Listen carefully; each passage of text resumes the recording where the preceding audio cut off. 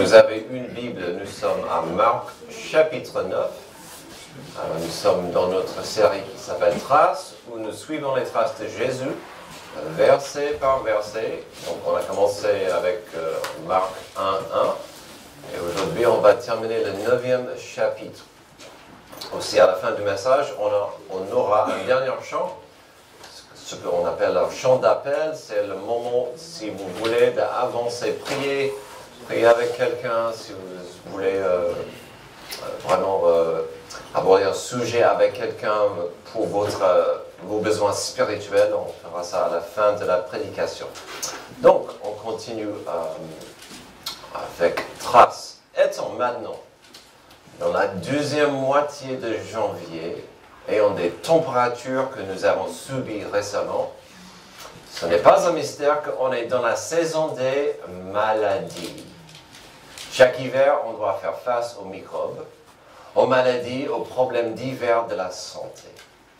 C'est compliqué d'aérer les pièces et ce n'est pas agréable de passer beaucoup de temps dehors. Donc on respire et partage entre nous-mêmes les mêmes microbes. Et j'ai écrit ces mots il y a quelques jours sans savoir que certains allaient arriver masqués, même pas pouvoir arriver aujourd'hui. Notre pauvre trésorière est grippée à la maison. Donc vous comprenez, hein, c'est la saison des microbes. Je sais, après une période longue et pénible de Covid, tout le monde en a marre de penser à ou de parler du mot infection. Alors, mais on va en parler quand même. Amen. Alors, non, on ne veut pas en parler. Non, le gel hydro pour les mains, la masque. Oh, on ne veut pas revenir à ça. Et puis,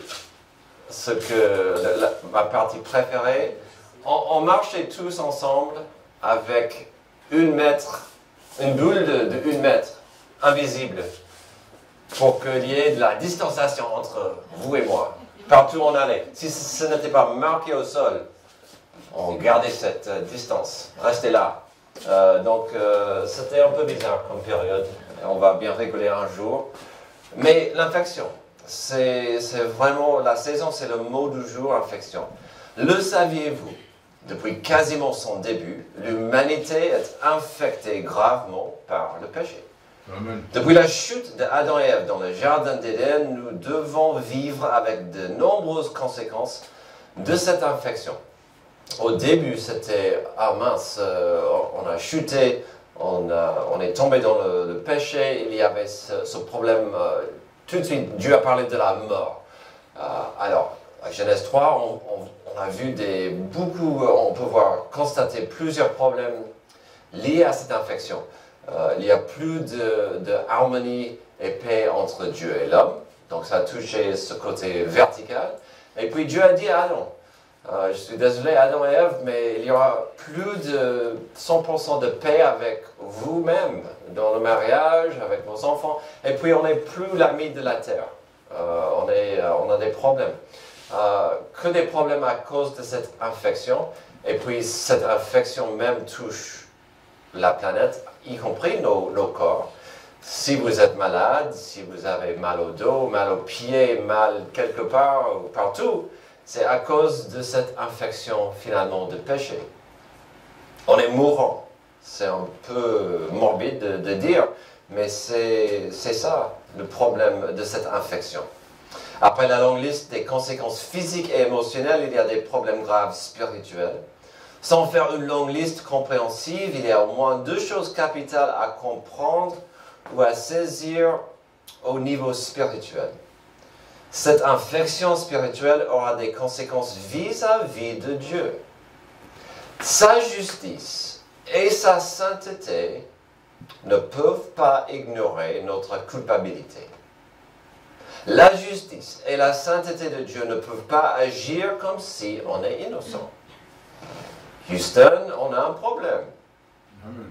Mais est-ce qu'il y a une autre façon de régler ce problème? Pourrait-on régler le problème de l'affection du péché nous-mêmes? Est-ce que c'est possible? Ne serait-il pas possible de régler ce problème, de faire en sorte qu'au moment de notre mort, on arrive au ciel grâce à, par exemple, nos bonnes œuvres, ou grâce à nos efforts, peut-être grâce à notre fidélité à une religion? Est-ce qu'il n'y a pas un moyen de trouver des façons de gagner contre l'infection du péché? Étant infecté par le péché, serait-il possible d'éviter la justice de Dieu? Mais quelle question de jour que nous avons devant nous. Peut-on éviter la justice par des moyens humains? Jésus connaissait la réponse simple à cette question. Mais tout de même, on découvrira dans notre passage que Jésus va proposer quelques solutions humaines à cette tension, à ce problème.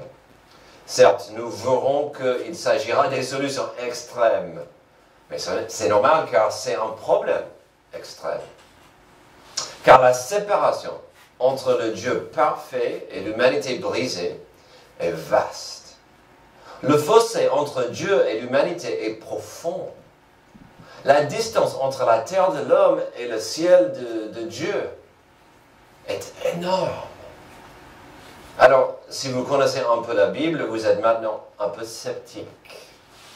Car j'ai dit aujourd'hui, nous découvrirons quelques solutions humaines que Jésus a suggérées pour aider avec cette tension, ce problème, ce dilemme. Voyons quelques possibilités extrêmes, certes, que Jésus propose contre l'infection du péché. Vous êtes prêts? C'est intéressant. D'abord, il propose l'arrachement de la vie d'une personne méchante. Verset 42, « Mais si quelqu'un fait trébucher un seul de ces petits qui croient en moi, il vaudrait mieux pour lui qu'on attache à son cou une grosse meule de moulin et qu'on le jette à la mer. » Waouh!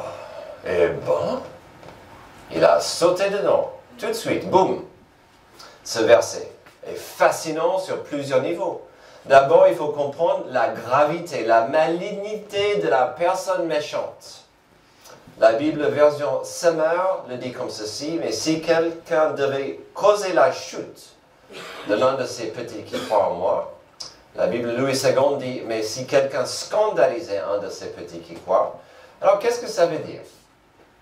Que ça soit scandalisé, causer la chute, trébucher. Ce qu'il faut comprendre et capter ici, c'est que la chute, ce scandale, l'action de trébucher dans le langage originel, c'est fait exprès. Ce n'était pas oups, ce n'était pas un accident, c'était j'aurais pas dû. C'était quelqu'un qui a décidé, qui a organisé, qui a manipulé afin de faire cette chute. Le méchant va planifier, au moins décider de faire tomber un enfant adoptif de Dieu. Jésus n'a pas dit plus que ça. De quoi il s'agit la chute, le problème, l'acte lui-même. Mais dans le langage original, il y a la notion claire d'un obstacle, ou pire, des pièges que la personne responsable a mis devant la victime. Donc c'était vraiment organisé, fait exprès. Je veux faire tomber, chuter cette personne. C'est grave. Ensuite, Jésus était clair sur la victime. La souffrance arrive à quelqu'un qui a mis sa foi en Jésus-Christ. Encore, on ne sait pas quelle était la chute finale. Est-ce que la victime a péché, a fait quelque chose contre sa conscience ou contre la parole de Dieu? Est-ce que c'était quelque chose de moins grave comme « Mon frère, tu as faim, tu n'as pas de l'argent, je vais t'aider à voler cette morceau de pain. » Ça pourrait être un acte. Donc il sait, c'est mal, c'est un péché, il va faire un péché. Ou tes notes ne sont pas bonnes, il faut que tu triches sur ce prochain examen afin de... Je t'aiderai. Amen. Amen. Il y a ça. Ou est-ce que le piège a causé une baisse, une chute, une faille de foi et confiance en Dieu? Pour moi, cette deuxième option est presque pire pour un tas de raisons. Parce que cette personne va dire, ah, mince, Dieu, il t'a échoué. il n'était pas là pour toi. Où est Dieu dans ta souffrance? Tu as mis ta foi en Dieu et il ne répond pas à tes prières. Et donc, cette personne va faire la chute à cause du doute, de la confiance, de sa foi. Dans ce cas, le méchant, est-ce que vous comprenez ce qu'il fait? Il fait la volonté et l'œuvre du diable. Il absolument est en train de faire l'œuvre du diable, parce que qu'est-ce que le diable veut faire? Il veut semer le doute. Il ne veut pas qu'on avance par la foi. Et si quelqu'un peut nous faire trébucher, faire affaiblir notre foi en Dieu, et on commence à douter, ou d'être amer à Dieu. Dieu, tu m'as fait ça, ou tu aurais pu éviter que ça m'arrive. Et cette personne dit, ah, voilà, j'ai semé le doute, cette personne a chuté. Leur foi est faible maintenant. Ah. Voyons une dernière fois notre victime. Jésus a dit que c'était un de ces petits qui croyaient en lui. Alors, dans le contexte de ce que nous avons vu la semaine dernière, on pourrait facilement dire que Jésus ne parle que des enfants, mais des serviteurs fidèles. On a vu la semaine dernière, Jésus a dit, il faut comprendre, si vous avez un esprit de servitude et vous voulez vraiment faire une différence, il ne faut pas vous mettre en avant, il ne faut pas chercher la gloire de l'homme, il faut servir. Il faut servir. Et cette personne deviendra plus importante dans le royaume des cieux. Il aura ses récompenses. Et cette personne sera comme un de ces petits, qui semble être insignifiant, mais dans les yeux du Père est précieux. Donc peut-être Jésus parlait de tous les serviteurs qui veulent servir Dieu et son prochain. Peut-être il parlait que des petits, des enfants. Si nous gardons la phrase simple et nette pour dire que Jésus parlait des enfants victimes, ça ne changerait pas la gravité de l'offense. Et souvent, on entend ce verset pour parler de la défense des enfants et la punition de ceux qui leur font du mal. On dit, parfois on voit cette notion et on dit, il doit y avoir un endroit spécial en enfer pour ceux qui feront du mal aux enfants. Et on comprendra. Quand quelqu'un fait du mal à un enfant, ça le rend malade. C'est dégoûtant. Et donc, parfois, on entend ce verset.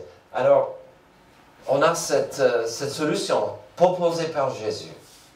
De toute façon, le méchant organise et il manipule et fait le travail du diable pour faire du mal à quelqu'un. C'est diabolique. Et donc, que dit Jésus?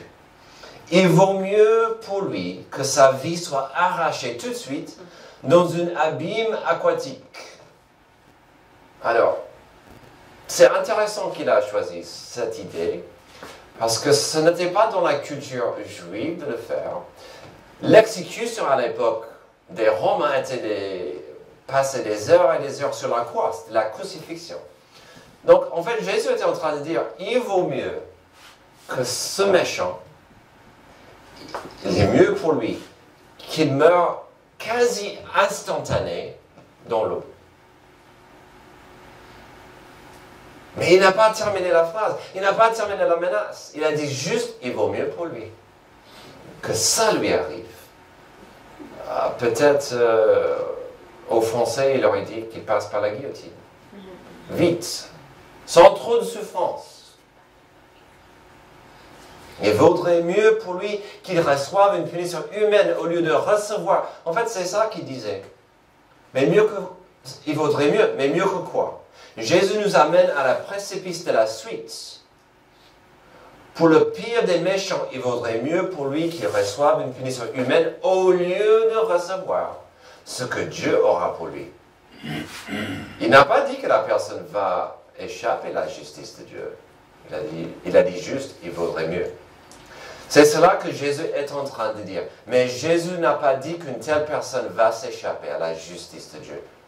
Alors, on a un dilemme, une tension sans réponse. Je vous ai dit que Jésus allait suggérer quelques options pour gérer l'infection du péché, afin d'éviter la justice de Dieu. Alors, Jésus va continuer de développer ce thème.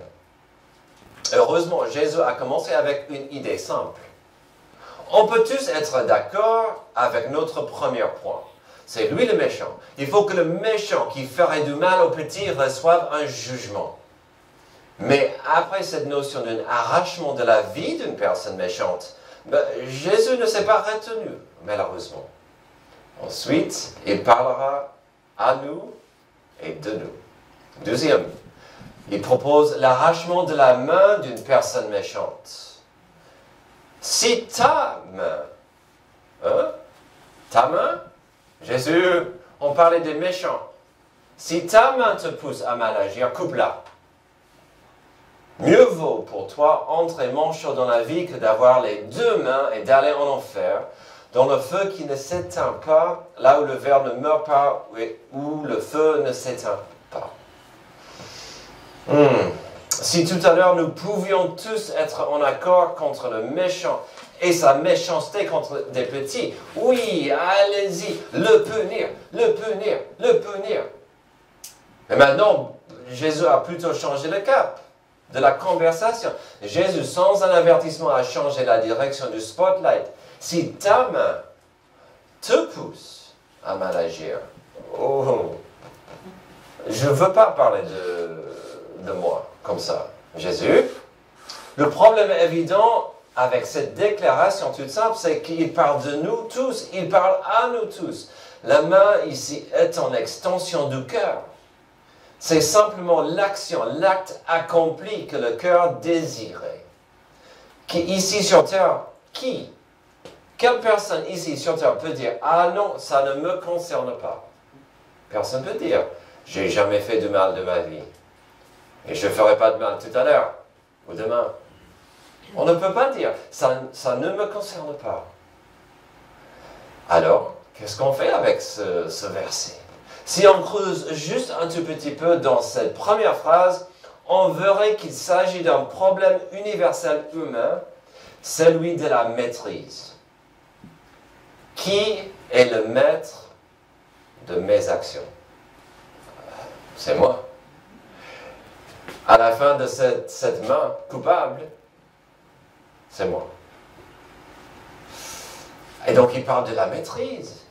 Si je n'arrive pas à maîtriser mes actions, et ça va m'envoyer en enfer à cause de ma culpabilité, que ferai-je? Alors, sa solution extrême, c'est de couper la main.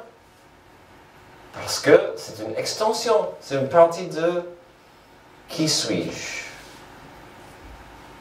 Finalement, vous avez compris, ce n'est pas la faute de la main si on aurait fait quelque chose de mal, mais cette fois-ci, Jésus a terminé la phrase ou la menace quand il a dit que la réponse serait d'arracher la main coupable. Cela serait mieux que d'aller en enfer complet, avec deux mains. En enfer, ah non merci.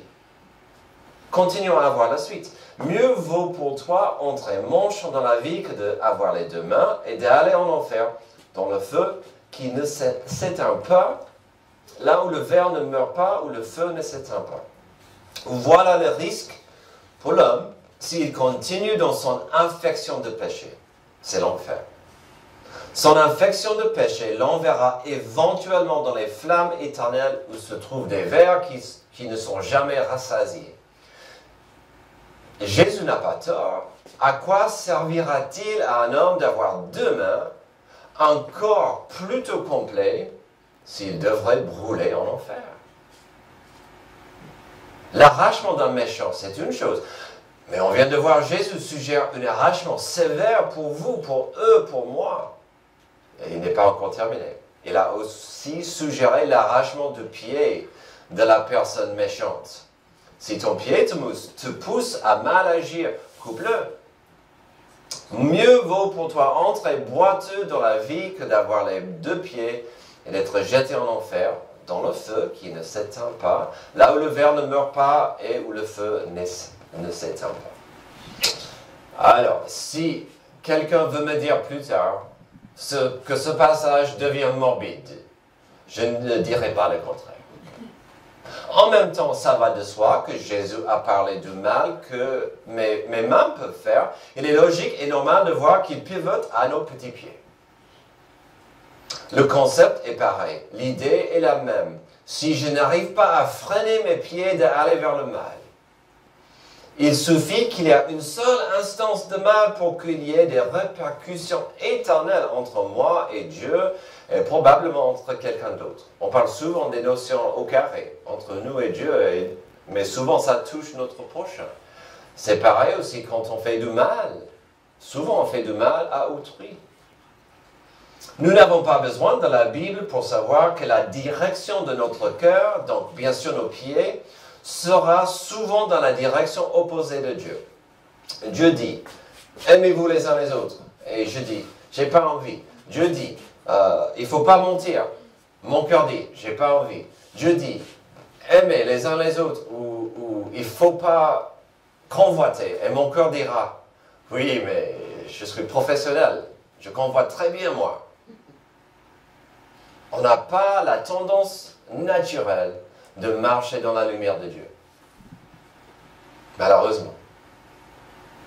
Et donc, Jésus suggère que ça serait mieux d'arriver au ciel avec une jambe et de sauter partout au ciel que d'arriver en enfer avec un corps glorieux.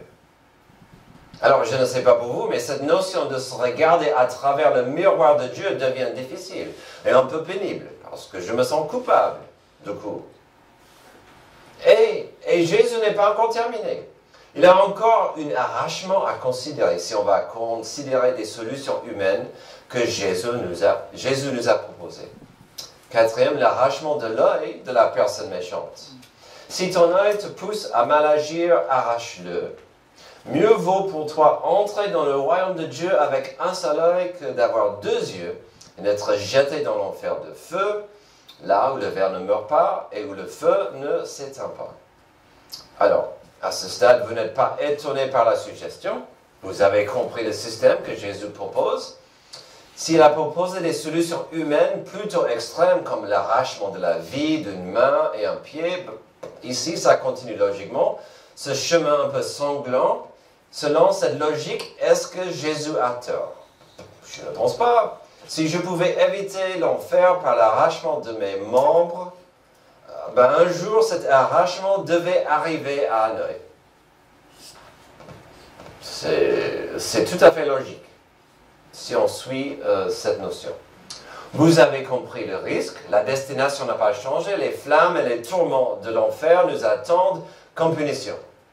La seule chose qui a changé, c'est à quelle partie de mon corps risque de me mener vers le mal. Et dans cette phrase, il ne restait qu'un œil. Et donc, me voici. Manchot, une jambe, un œil, prêt pour aller au ciel. J'ai mentionné un peu ici le cœur. Pourquoi le cœur? C'est intéressant que Jésus n'a pas parlé du cœur. Évidemment, j'ai mentionné le cœur car il est la clé à notre passage. Il est le moteur, il est l'engin qui pousse mes membres à agir, pour le bien ou le mal. Le problème, c'est que le cœur de l'homme est déjà infecté. Nous avons vu ça. Une fois, Dieu a posé une question liée au sujet. Il a dit, le cœur est tortueux. Par-dessous tout, il est méchant. Qui peut le connaître? Quel dilemme. C'est en fait le cœur qui est le méchant. Il y a deux choses évidentes à saisir de notre passage déjà. Je ne sais pas si vous avez constaté la première. Nous avons vu des membres du corps qui sont tous liés au cœur, mais qui touchent des valeurs ou des actions différentes. Donc, il a commencé avec la main coupable. Ça représente ce que je fais, mes actions. Le pied coupable, ça représente où je vais, ma direction. L'œil coupable, ça représente ce que je vois et laisse entrer dans le cœur, ma vision. Donc, on a notre vie, action, direction et vision. Sans ça, que ferons-nous? Nous voyons ici le mouvement de la vie et tout est lié au cœur. Évidemment, Jésus nous mettait en garde contre nos propres cœurs plus que des autres, parce qu'il a parlé des trois choses chez moi. Tandis que le méchant, il a commencé avec le méchant, mais il a parlé plus de mon cœur que du méchant. Cette première chose qu'il fallait saisir, c'était que des parties du corps représentent mes actions, ma direction, ma vision. La deuxième est encore plus évidente. Les solutions extrêmes suggérées par Jésus ne sont pas des vraies solutions. Heureusement. Déjà, c'est parce que le mal est déjà fait. Si on doit arracher un membre parce que je suis coupable, j'ai déjà fait le mal. Ça ne va pas aider à régler le problème du mal que j'ai fait, surtout si c'était à quelqu'un d'autre. Mais si l'arrachement d'un membre était suffisant pour couvrir un mal, pour cacher un péché, qu'en est-il pour la prochaine fois? Une fois, j'arrache ma main. Mais qu'en est-il pour la prochaine fois? Et la prochaine fois? Et la prochaine fois? Selon la logique de Jésus, si une existence au ciel serait possible par l'arrachement de nos membres, je ne sais pas pour vous, mais je connais mon cœur. Dans ce cas, au ciel, je serais une boule, sans bras, sans jambes, aveugle, sans bouche. Sans bouche, hein, c'est clair. Arrache ça aussi.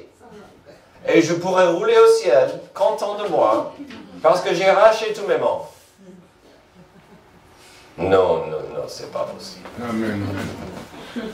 Alors, quelle est la solution? La vraie solution? Bien sûr, les solutions proposées par Jésus étaient censées nous frustrer. Il faut comprendre ça, si vous voulez comprendre ce discours de Jésus. Il voulait frustrer les gens qui disaient « Ah, peut-être, je peux régler mes péchés. » Car le problème reviendra toujours à cette infection qui nous maudit. Cette malédiction qui est spirituelle, un problème spirituel implique une solution spirituelle.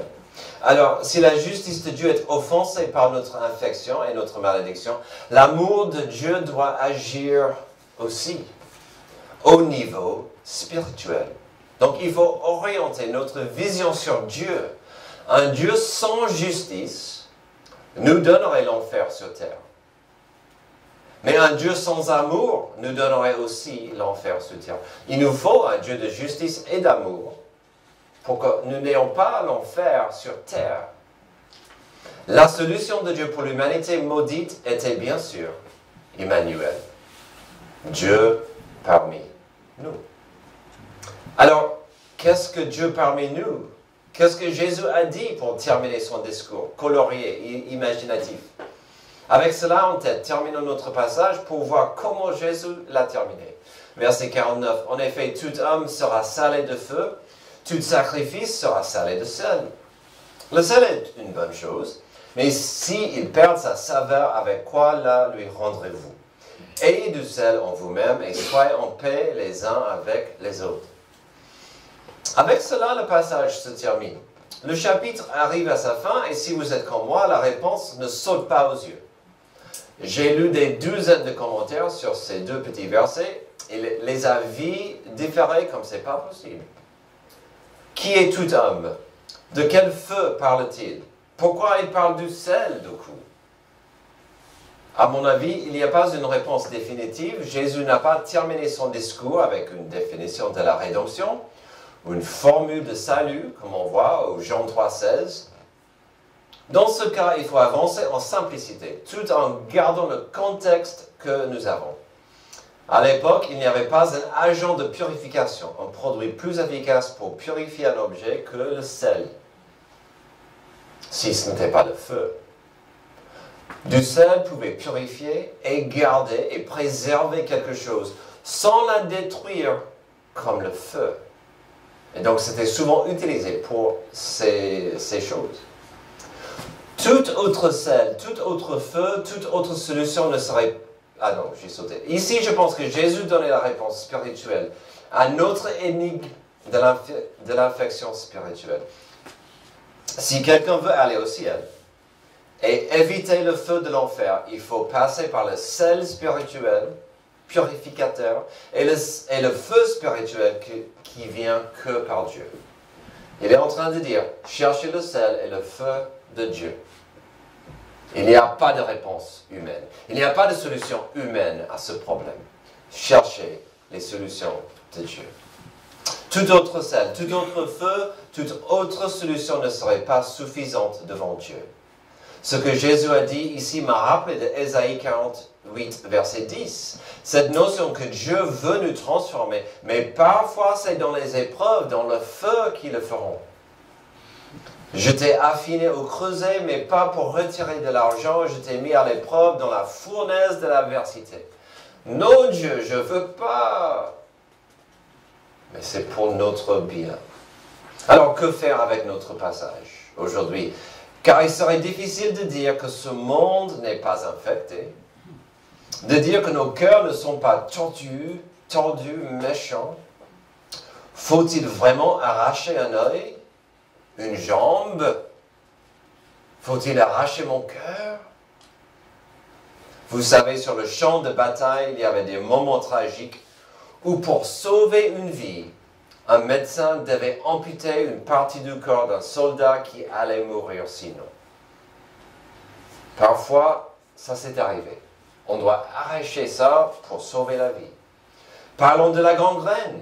L'histoire est remplie des cas des gens qui malheureusement ont été exposés aux extrêmes glaciales qui a produit la gangrène dans le corps. De tels cas nécessitaient des amputations pour sauver les vies. Même aujourd'hui, il arrive de temps en temps qu'un diabétique doit avoir une amputation d'un membre de son corps car la maladie détruit trop de nerfs dans ses extrémités. Alors, si une opération si radicale est parfois nécessaire pour sauver la vie de quelqu'un, est-ce qu'une telle action serait nécessaire de notre part? D'arracher une partie de notre corps afin de sauver notre âme, notre futur, notre place auprès de Dieu au ciel. Si l'explication de Jésus aujourd'hui semblait impossible, si les solutions proposées par Jésus semblaient frustrantes, c'est parce qu'elles le sont. Qui pourrait payer un tel prix?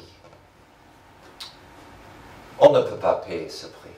C'est impossible. Seul Emmanuel, Dieu parmi nous, pouvait payer ce prix horrible. La bonne nouvelle, c'est que le prix a été payé à notre place. Si je devais simplement résumer notre passage d'aujourd'hui, je vous donnerai un petit verset écrit par l'apôtre Jean. Car dans 1 Jean 2,2, nous trouvons la notion de la maîtrise de soi. Combien c'est difficile d'être son propre maître, de maîtriser ses actions, son comportement. Nous voyons dans ce petit verset combien l'infection du péché peut nous contrôler et nous condamner. Mais il nous montre que le péché n'aura pas le dernier mot. Si on accepte Jésus-Christ par la foi, une acceptation de qui il est et ce qu'il a fait. 1 Jean 2,2, mes petits enfants, je vous écris cela afin que vous ne péchiez pas. Il a compris, on est pécheur, on va pécher, on est infecté. Mais, il dit, mais si quelqu'un a péché, nous avons un défenseur auprès du Père, Jésus-Christ le juste. Il est lui-même la victime expiatoire pour nos péchés, et non seulement pour les nôtres, mais aussi pour ceux du monde entier. Jean est en train de dire, Jésus a payé le prix. Vous n'avez pas besoin de souffrir, parce que Jésus a souffert à ta place. Aujourd'hui, ne laissez pas le péché vous mener dans le monde, mais donnez votre vie, votre volonté, votre obéissance à notre défenseur qui a payé, qui était la victime à notre place. Prions.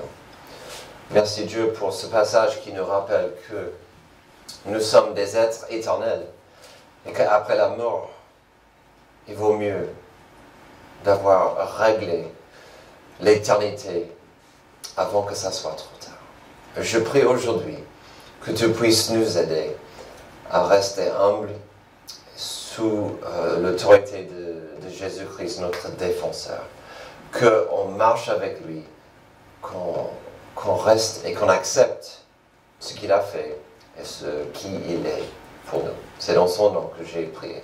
Amen. Amen. Levez-vous, on aura notre dernier chant.